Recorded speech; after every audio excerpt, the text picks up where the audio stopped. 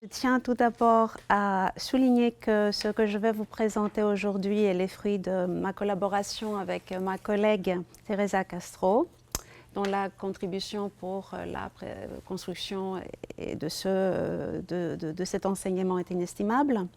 Donc c'est un cours qui a été construit à 4 mois et qui s'enrichit d'une année à l'autre.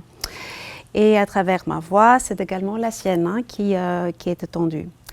Ce n'est que cette année en fait que je donne le cours seul car Teresa est en délégation au CNRS. Deuxième petite remarque, c'est très admiratif de présentation de ce matin. Moi, je n'ai pas la capacité de prendre du recul par rapport à ce travail, ces distances-là. Donc, je vais vous présenter mon cours.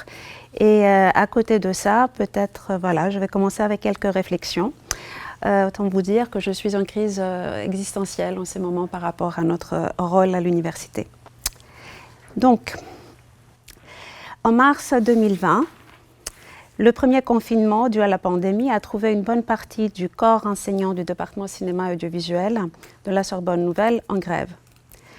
La mobilisation portait sur la réforme de retraite, projet numéro 1, et sur la loi de programmation de la recherche, dite LPR, anciennement loi de programmation pluriannuelle de la recherche ou LPPR.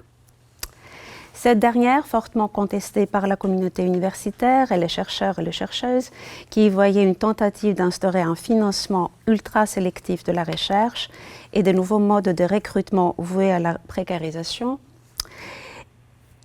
et constituant une attaque contre les statuts de fonctionnaires, a été adoptée par le Parlement le 20 novembre 2020. La mise en œuvre de la réforme des retraites a été interrompue pendant un certain temps avant d'être réintroduite cette année dans une nouvelle version, entraînant des grèves et des mobilisations massives, y compris une fois de plus au sein de notre département.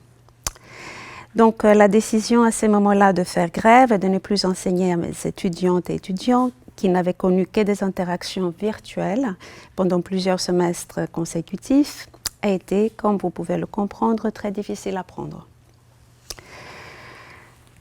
Donc, j'élargis un petit peu l'image, l'impossibilité de mener une action collective efficace, susceptible d'avoir un impact sur la réalité politique, engendre une série de frustrations.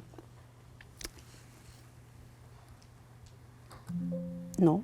L'autre sens, voilà. Nous sommes deux possédés, expliquent Héloïse Defarge et Antoine Raymondi de la compagnie théâtrale La Débordante, des outils nécessaires pour participer à la construction de notre société. Quel est donc, dans ces contextes, le rôle de l'enseignante en sciences humaines et sociales au sens large, lorsque ce que nous défendons au plan politique, moral et théorique ne se traduit pas dans le concret, lorsque ceci peine parfois à trouver un écho dans la vie de tous les jours. Donc le contexte d'urgence que connaît le monde sous multiples formes, crise migratoire, environnementale, géopolitique, économique, précipite la nécessité de reconsidérer l'approche de nos missions éducatives et surtout, je crois, de s'adapter aux nouvelles réalités qui sont celles du monde, au sein duquel, dans une configuration encore plus amplifiée, vont vivre les jeunes individus avec qui nous partageons les salles de cours. Quitte à se sentir parfois, qui est mon cas, complètement hors sol et déconnecté de la réalité, moi qui bénéficie par bonheur et grande chance à un salaire qui tombe tous les mois, à côté d'innombrables autres collègues qui n'en ont pas, et à côté aussi prenant aussi en considération plutôt la perspective de chômage qui attend bon nombre de nos étudiants. Voilà un petit peu l'état où je suis en ce moment. Donc la question qui me préoccupe donc de manière, j'avoue, de plus en plus obsessionnelle, parce que je n'ai pas trouvé la réponse, est celle de l'utilité de mon métier. Dans quelle mesure, et là je généralise un petit peu, nos travaux théoriques, au moins ceux relevant du domaine de l'esthétique, du cinéma, qui est ma voie, sont-ils encore pertinents au regard de l'actualité récente? Dans ces moments sombres, j'aime penser à Serge Danet pour que le cinéma était un rapport privilégié au monde et la cinéphilie un rapport privilégié au monde par le cinéma. Une posture, un comportement, une manière d'être au monde au monde en tant que cinéfils et cinéphile, c'est-à-dire dans un rapport de parenté avec le cinéma, grâce auquel un lien plus global avec le monde peut éventuellement nous être offert. Alors, comment le cinéma s'empare-t-il d'un monde en transition, reconfiguration économique, géopolitique et écologique? Comment penser l'image cinématographique, non pas comme une forme artistique, ni comme un médium, mais comme une disposition? Je pense, je ne veux pas bien sûr aborder la question au dispositif d'Agamben en disant cela, et pour le dire plus simplement, comme une maison, au sens d'un schéma dynamique et régulateur de la relation entre l'être humain et son milieu de vie. Les commissaires d'exposition, Michael Subotsky et Atnea Boyce, expliquaient lorsqu'ils avaient présenté justement leur note d'intention pour cette exposition qui a eu lieu au Palais de Tokyo à Paris en 2013. Il disait donc que chaque artefact fait état d'un principe d'organisation du temps et de l'espace qui détermine au-delà d'un récit ou d'une représentation, je reformule un petit peu, un rapport à l'espace et aux temps sociaux, autrement dit au milieu, que notre conception de l'articulation et de la répartition des pouvoirs est censée façonner. Donc après cette introduction, dont le but était de situer l'endroit de prise de parole qui est le mien, j'entre dans le vif du sujet, donc la présentation de cet enseignement. Les titres du séminaire, le séminaire s'adresse aux étudiantes de première année de master recherche. Son intitulé est « Cinéma, nature et pensée écologique ». Alors, une série de précisions. Maintenant, le séminaire ne vise pas à aborder les questions qui sont relatives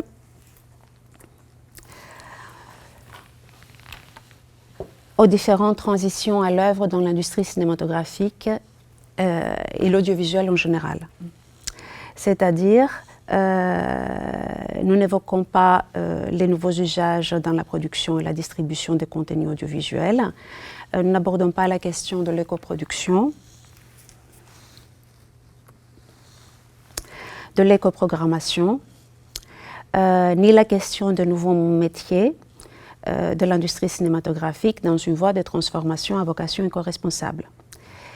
Ces questions très importantes ont fait l'objet de débats et des échanges et des tables rondes dans le cadre de l'Université de Thé en transition, future éco-responsable et formation en arts et médias. Il y a eu quelques jours. C'était un événement qui a été organisé entre Paris 1 et Paris 3, notamment chez nous par Kira Kitsopadindou et donc Teresa Castro.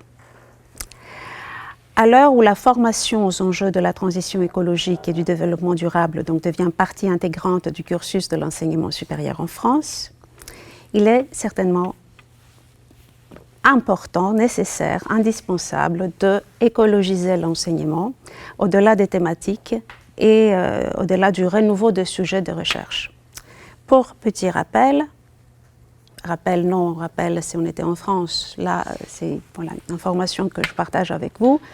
Le rapport Jusel-Abadi de février 2022 appelle à la création de nouvelles formations transversales dans les universités françaises dont l'objectif sera de transmettre des connaissances permettant de comprendre les enjeux climatiques et de construire les compétences nécessaires pour devenir actrices et acteurs de la transition écologique. Cet appel prend comme point de départ le postulat que les enseignantes sont en possession de ces compétences. Moi, je ne les ai pas. Donc, il y a un problème. Existe-t-il donc au-delà du paramétrage technocratique et des préconisations démagogiques de formes de transmission et d'acquisition des savoirs, de méthodologies et de formes d'enseignement qui envisagent le rapport à l'écologie davantage sous l'angle des conditions de production des connaissances. Alors ça c'est l'utopie, hein, c'est l'idéal. Ce que je vais vous présenter, ce n'est pas tout à fait ça, mais bon. Donc, Les objectifs du séminaire Cinéma, Nature et Pensée écologique. Je vous lis le petit résumé du cours. La pensée écologique nous invite à repenser radicalement non seulement les représentations de la nature, mais aussi et surtout notre rapport à celle-ci. Dialoguant avec des horizons disciplinaires différents, anthropologie, histoire de l'art, littérature, philosophie, et explorant un corpus d'images de films également très divers, du cinéma de fiction au film d'artistes. Ce séminaire souhaite introduire les étudiantes aux approches éco-critiques et les familiariser avec les débats sur la nature et la pensée écologique. Donc, dans ce sens, un certain nombre de concepts, forcément, que je vais tenter de résumer très rapidement dans ce qui suit, structurent la trame théorique du séminaire, mettant en exergue le lien avec les humanités environnementales et la façon dont différentes disciplines des sciences humaines et sociales se sont intéressées à l'environnement et aux relations que les êtres humains entretiennent avec ce dernier. Alors, pour le dire autrement, il s'agit tout simplement de déconstruire un certain nombre des idées reçues. Et la première notion que nous tentons de construire avec nos étudiantes est celle de nature. Donc, l'idée de nature qui varie bien sûr dans les temps et l'espace, chose qui n'est pas du tout évidente pour les étudiantes. Différentes cultures envisagent la nature de manière différente ou ne l'envisagent pas du tout. Chacune de ces attitudes très diversifiées conditionne un rapport au monde différent et chaque variante, chaque racine étymologique distincte est porteuse d'un bagage sémantique et culturel et philosophique différent aussi. Donc, ça c'est le premier temps de ce processus de déconstruction qui est inévitable.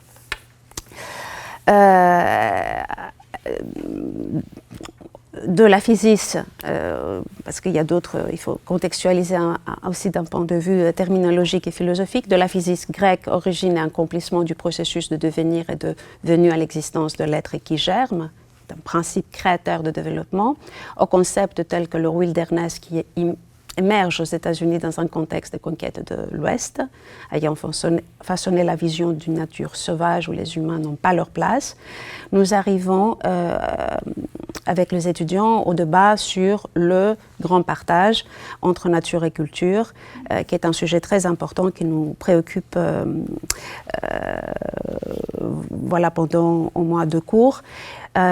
Qui, à partir de Descartes et des réflexions des Lumières, ainsi que d'autres étapes philosophiques associées à la révolution scientifique ou les théories mécanistes, ont contribué progressivement à opposer une nature soumise aux lois physiques à une culture animée par la raison universellement partagée de l'homme.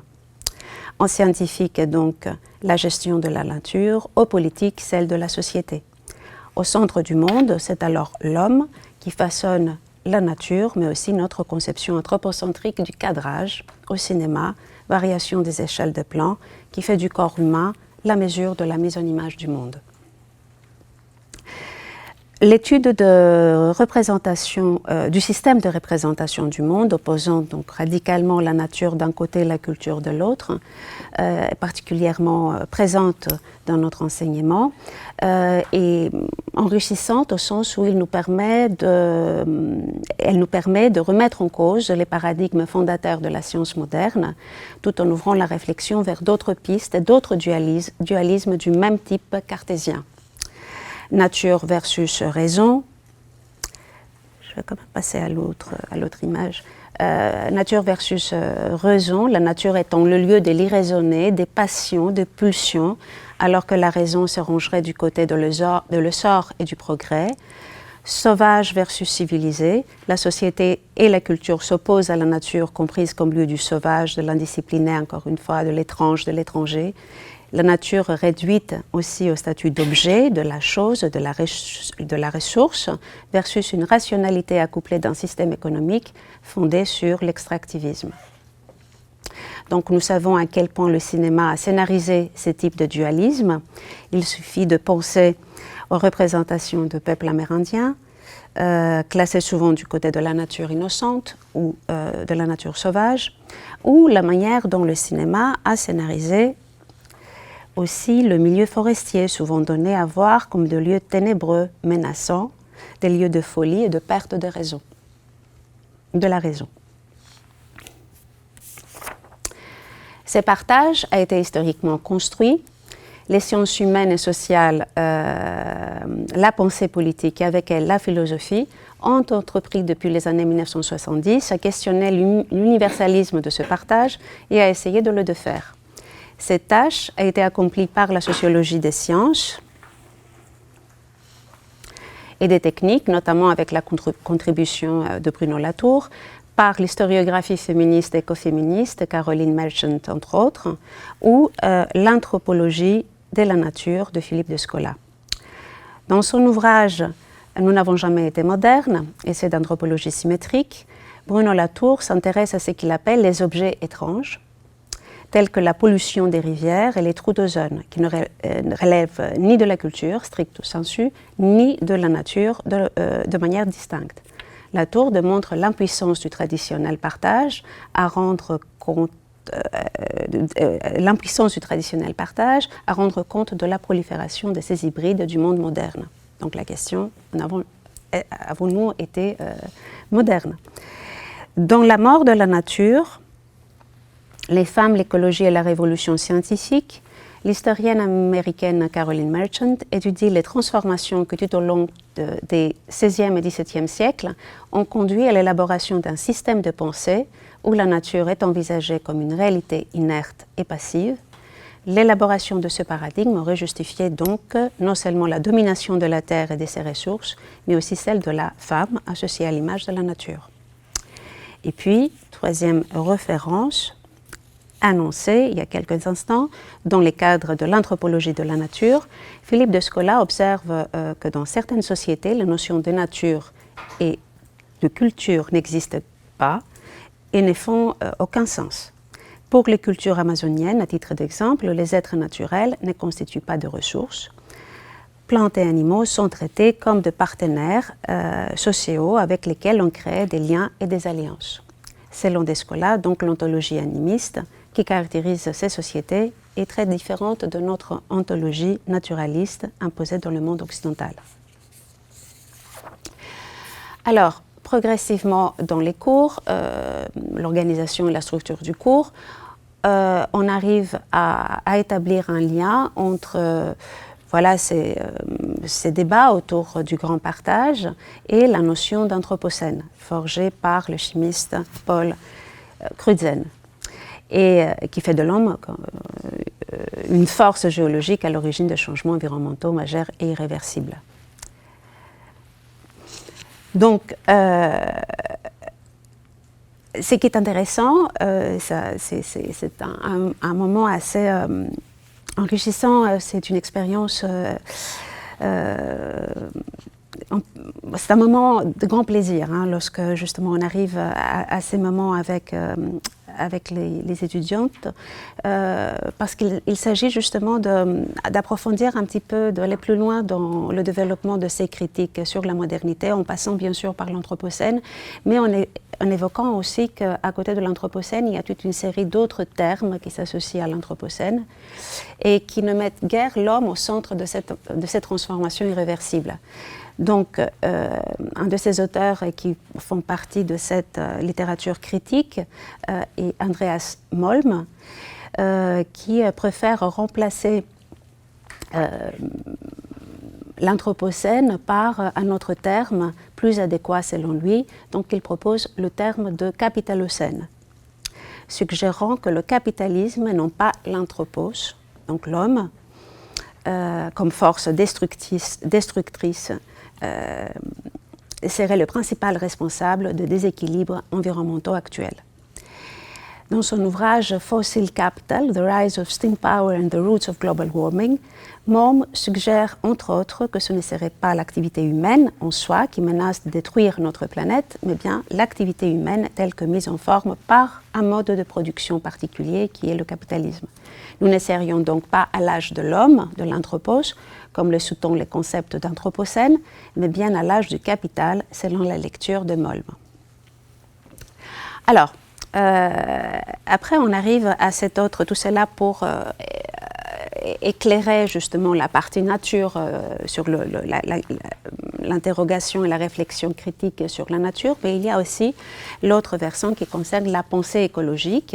Et là, nous avons un autre un autre philosophe et un autre pilier central pour nous accompagner dans les interrogations et les échanges avec les étudiants, ce sont les textes de Timothy Morton. Donc une référence importante qu'on explore en cours, notamment deux de ses ouvrages, plutôt un seul, mais on fait aussi référence au deuxième, donc je vais vous les évoquer le deux. The Ecological Thought, 2010, traduction en français en 2019. Le premier ouvrage. Le deuxième ouvrage qui précède un petit peu The Ecological Thought, c'est Ecology Without Nature, Rethinking Environmental Aesthetics. Donc la pensée écologique au sens de Timothy Morton se fonde sur la critique de notre notion de nature, dans un premier temps, en s'appuyant, c'est très intéressant pour les étudiants, surtout Timothy Morton, parce qu'il a un réseau de références qui est très large. Donc il s'appuie sur des références théoriques transdisciplinaires, mais surtout il a cette capacité à solliciter, à mobiliser des exemples provenant de l'art contemporain, notamment le travail artistique d'Olafur Eliasson, d'autres exemples provenant de la musique pop, rock, c'est le fait pas du tout pour illustrer ses propos de manière sexy, hein. C'est vraiment quelque chose qui l'habite, une démarche très consciente et très... voilà, toutes ces ressources qui constituent une chorale polyphonique à l'intérieur de sa constitution, la façon de... organise sa réflexion, sa carte mentale. Donc des empreintes, des références de la musique, de la littérature et du cinéma, avec plusieurs références notamment à Blade Runner ou à Solaris ou à 2001, l'Odyssée de l'espace, et même à Wall-E au tout début de son livre. Donc il s'agit d'une lecture vraiment précieuse et c'est le livre que les étudiants lisent le plus, parce que ça se lit aussi très facilement. En revanche, ce qui est plus difficilement à démontrer, au-delà de cette tentative de déconstruire les idées reçues sur la nature, ce qui est plus difficile à comprendre et à démontrer, qui concerne la réflexion et les hypothèses, les thèses plutôt de Timothy Morton, c'est toute la partie qui concerne sa vision holistique. Les mondes comme une totalité qui s'étendent à tout, affect, acte, politique, éthique, qui est un concept très abstrait, très difficile, même pour moi, à discuter, et qui fait l'objet de nombreuses questions auxquelles je ne suis pas toujours capable de répondre. Donc, dans un premier temps, l'argumentation de Morton, qui va dans le sens de la déconstruction des idées reçues sur la nature, ne pose aucun problème pour les étudiants qui sont assez réceptifs à l'égard de cette tentative. En ce qui concerne cet autre aspect, cette autre dimension de son travail, c'est un petit peu plus difficile. Combien de temps ai-je ? Plus beaucoup. Pour beaucoup. Donc je coupe. J'avais une série de références, je vais peut-être tout simplement les passer comme ça. Alors, donc je vais peut-être passer directement à la partie film. Alors à savoir que le film ne sont pas, parce que là je présentais un petit peu, je n'ai pas eu le temps d'aller plus loin, une appareil théorique, mais qui ne travaille pas bien sûr à côté de film. Hein. C'est vraiment, on essaye de construire des articulations entre la pensée de film et la pensée de texte. Mais là je vous le présente de manière un petit peu séparée pour tout simplement, l'idée c'était de construire un petit parcours. Donc, en ce qui concerne le film, il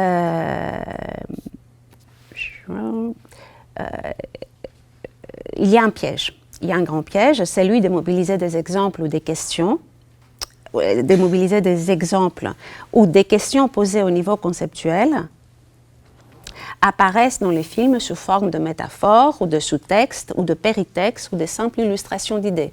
Donc, on essaye d'éviter la sollicitation de films, d'objets filmiques juste pour illustrer un concept ou pour illustrer un débat. Mais c'est très difficile, donc je ne dis pas que c'est quelque chose qu'on réussit. Nous visons plutôt à établir des passerelles, des dialogues et de communication, des dialogues constructifs entre les textes et les films à partir de problèmes et des questions que posent respectivement les deux supports. Et ce n'est pas simple. Alors, des questions concernant la texture, la forme de film, les questions qui nous intéressent sont principalement le point de vue, la structure et bien sûr le travail sur les sons. Et pour tout cela, il y a un exemple qui est, voilà, il y avait toutes ces références, je n'ai pas eu de passer par tout ça. Donc il y a un exemple de cinéaste voilà, qui réunit les différents, ces trois au moins points qui méritent voilà, analyse, c'est Michelangelo Framartino. Alors, je ne veux pas vous présenter d'exemples d'analyse, ce n'est pas la peine, mais juste dire là qu'il y a deux autres aspects qui nous intéressent aussi beaucoup, c'est la question, et des films aussi, ce sont des réserves de références filmographiques. Donc, d'une part, le slow cinéma, et la notion de delayed cinéma qui provient justement, qui est a été théorisée par Laura Malvé. Le premier impose des durées longues qui ouvrent la voie à une écologie de l'attention réflexive, comme les soutient notamment Yves Citon, pour qui notre attention est toujours située dans des milieux. Le delayed cinéma, de l'autre côté de Laura Malvé, est une conséquence de l'avènement du numérique. Il permet aux spectateurs et aux spectatrices de manipuler les films, arrêter, ralentir son défilement, retourner en arrière ou répéter certaines séquences, briser la linéarité et continuité du récit, tout un ensemble de gestes qui donnent lieu à de nouvelles associations, rencontres, interconnexions audiovisuelles, à de maillages. Le maillage, c'est une formule et un concept très important dans la théorie de Timothy Morton par ailleurs, donc d'interconnexion de rencontres et de maillage susceptibles d'élargir la textualité du film initial et par conséquent son horizon analytique et réflexif. Donc, des constellations de films qui nous sont propices justement à la discussion de toutes ces idées, par exemple sur la question de l'extractivisme, les frères Lumière avec Le Puits de pétrole à Bakou, Beasts of the Southern Wild, par exemple, ou Louisiana Story. D'autres petites constellations, je passe très rapidement. Là, c'est encore une démarche transversale à travers le genre, à travers le format, à travers les différentes formes cinématographiques. Les Chants de la fleur introuvable d'Otar Ioseliani et Upstream Color, qui est un film de fiction assez opaque, qui manque de transparence, mais qui est un exemple très intéressant pour notre séminaire, de Shane Carruth.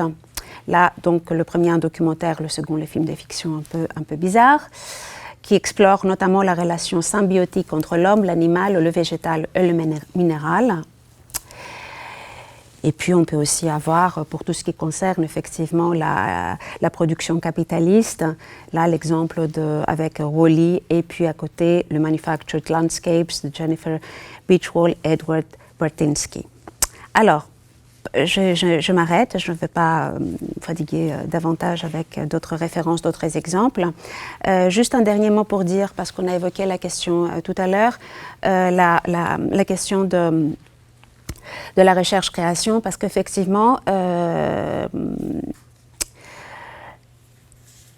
la pratique de la recherche-création constitue une ressource inépuisable pour ce type d'enseignement.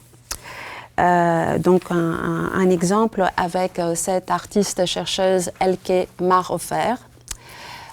Si vous allez sur son site, vous allez trouver effectivement l'ensemble de ses travaux. Donc extrêmement pertinent d'un point de vue théorique, extrêmement intéressant du point de vue du geste de la personne qui prend les images, donc avec une démarche extrêmement très bien décrite. Donc une ressource inépuisable pour nous, pour notre propos. Les autres exemples risquent justement de tomber dans l'illustration souvent. Donc, pour terminer, beaucoup de chemin à faire. En tout cas, l'idée, c'était d'essayer de répondre à une forme d'actualité. Il y a d'autres formes d'actualité voilà, qui méritent qu'on s'y attarde. Encore beaucoup de chemin à faire et beaucoup de déconstruction à faire de notre côté en ce qui concerne justement la façon d'envisager un enseignement et sa conception. Parce qu'effectivement, malgré les bonnes intentions et malgré les échanges passionnants que nous avons avec nos étudiantes, ce que nous leur proposons, in fine, ce n'est qu'un cours classique qui s'inscrit dans la lignée des recherches en esthétique du cinéma.